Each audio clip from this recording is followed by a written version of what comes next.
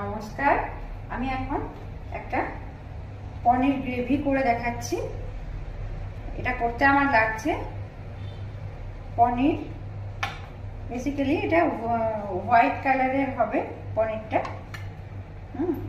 পনির একটু মিষ্টি লাগছে, চিনি বা গুড় যে যা দেবে। এখানে আমার আদা, লঙ্কা, জিরে, ধনে, কাজু বাদাম আর পোস্ত একসঙ্গে বেটে নিয়েছি।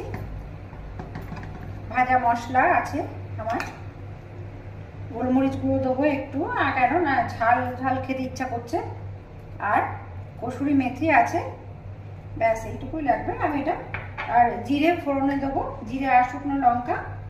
আর আমি এটা সর্ষের তেলে করছি। কড়াই আমি চাপিয়ে দিয়েছি, আর পনিরটা হালকা করে ভেজে নেব। অল্প একটু তেল দিলাম। এবার আমি পনিরটা হালকা করে একটু ভেজে নেব। পনিরটা ভাজার সময় আমি অল্প একটু লবণ হয়ে দিচ্ছি। তারপর আমি এটা হালকা করে ভেজে নিয়ে তুলে নেব।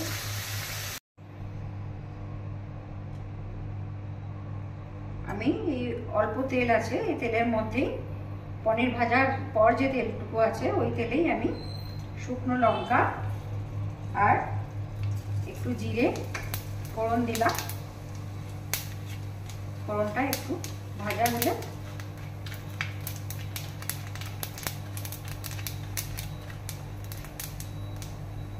আমি এলাচ, লবঙ্গ, দারচিনিটা দিয়ে দিলাম।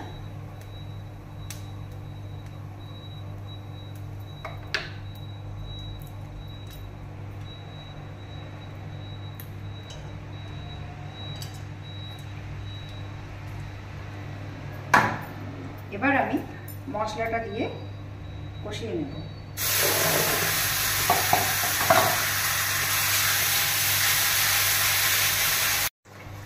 গ্রেভিটা আমার কষানো হয়ে গেছে। এখন আমি এর মধ্যে একটু লঙ্কা, কাঁচা লঙ্কা, একটু ঝাল ঝাল খাবো বলে বা যারা ঝাল বেশি খায় তারা এটা করবে, লঙ্কা দিয়ে দিলাম কেটে কেটে। এবার তার সাথে আমি একটু গোলমরিচ গুঁড়োও দিলাম।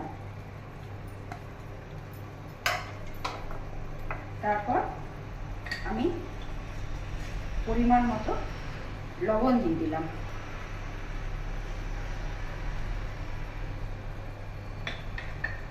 এবার আমার কাছে একটু এই মটর, ঘুগনির মটর সিদ্ধ করা ছিল, আমি সেটা এর মধ্যে দিয়ে দিলাম। এই পনির ভাজা আছে এটা দিয়ে দিলাম।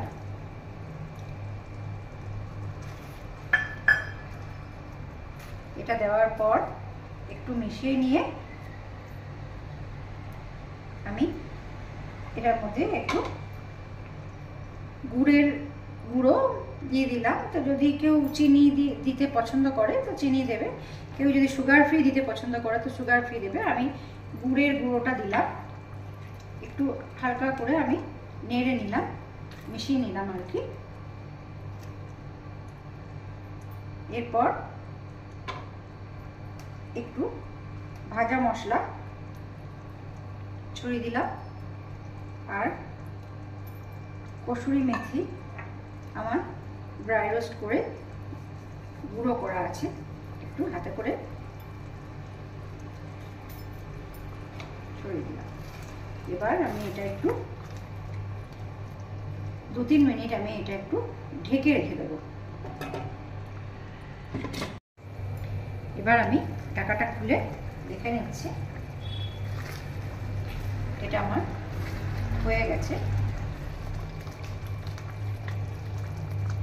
এটার উপরে আমি একটু ধনেপাতা, আর